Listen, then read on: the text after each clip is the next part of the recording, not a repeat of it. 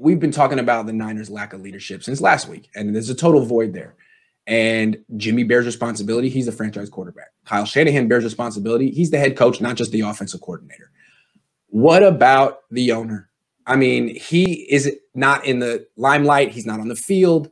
But we know Jed York's history. We know what he's done to dismantle other good teams that he's had. And now we know that he left Sunday's game at halftime, down 30-7. Now, Eddie DeBartolo, Al Davis, if they were in a position where they were getting blown out, they wouldn't leave. They'd be waiting at the coach's shower after the game. They wouldn't even let the coaches put pants on. They'd say, look, we got to talk right now.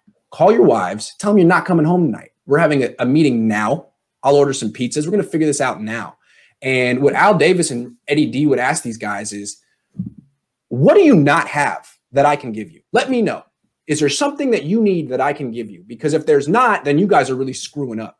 And the other thing about Al Davis is he could talk to coaches on their level because he was a coach in the 60s.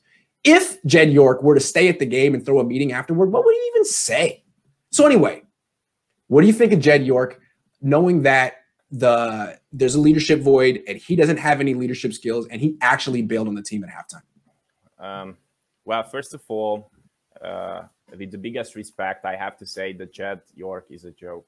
I wrote it down sometimes here in Hungary, and I mean it, because if you are the CEO of a team, you have your own responsibilities. If you see the problems, what I see from the Eastern Europe, from Hungary, then you have to do something against them.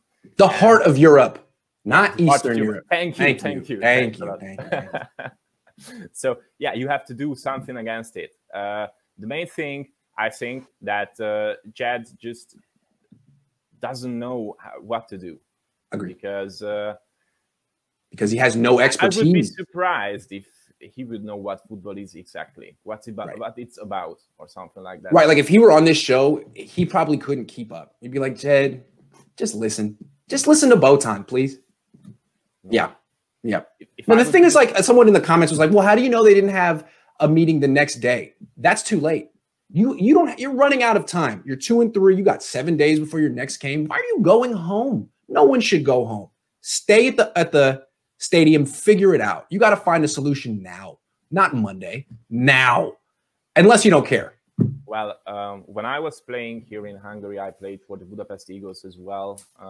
We have the really good and kind owners, and they were there every match. They were in the locker room after match.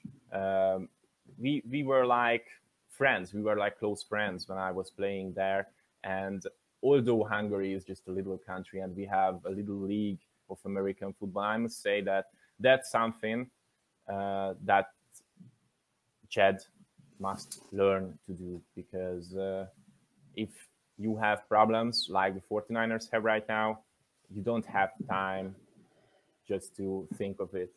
You have to solve these problems right now if you want to talk about playoffs in some weeks later. The interesting thing, and you may not be aware of this in the heart of Europe where you are, but in the Bay Area, almost everyone supports Jed York and makes excuses for him and apologizes for him. I mean, I'm talking fans, media, everyone. They're like afraid of this guy. He's very powerful. He's worth billions of dollars. He's controls a lot of the media organizations. They're partners with KNBR and NBC. People are afraid to say the truth around here with Jed York, and it's ridiculous. I mean, he bails on his team at halftime, and like 85% of the fan response is cool, good. And when I like say stuff like, well, what would Eddie D have done? Like 80% of the fan response is, who's to say Eddie D was a better owner than Jed? Who's to say Eddie D's style is any more grown up and professional than Jed's? Like, what's happened out here locally is amazing. There's been a full-on brainwashing where Jed has like an army of supporters. I don't know how anyone could look at that thing and think and empathize with that. I mean, there's nothing to feel empathy toward. I mean, he's rich, he's spoiled, he's bad at his job, and everyone out here is like, hey, we're being too hard on Jed. He means well, he's passionate. Like, nah, man, this guy is the worst owner in the Bay Area and one of the worst owners in the league. He's a little Dan Snyder, a little Dan Snyder. I don't know if that's the Washington football team coach. He's like 20 years younger. Yeah. So that's my rant. Yeah, that's true. I must say that's true. Right now, how I see that is a football team should be a family, and the head of the family is the owner. If the owner just leads the family, then it tells everything about that family, because if he does that the family stinks from inside, even though they try to hide it. So there's an expression in English called "the fish rots from the head," and technically Jed York is the head, so he needs to stop rotting. He needs to freshen up a little bit.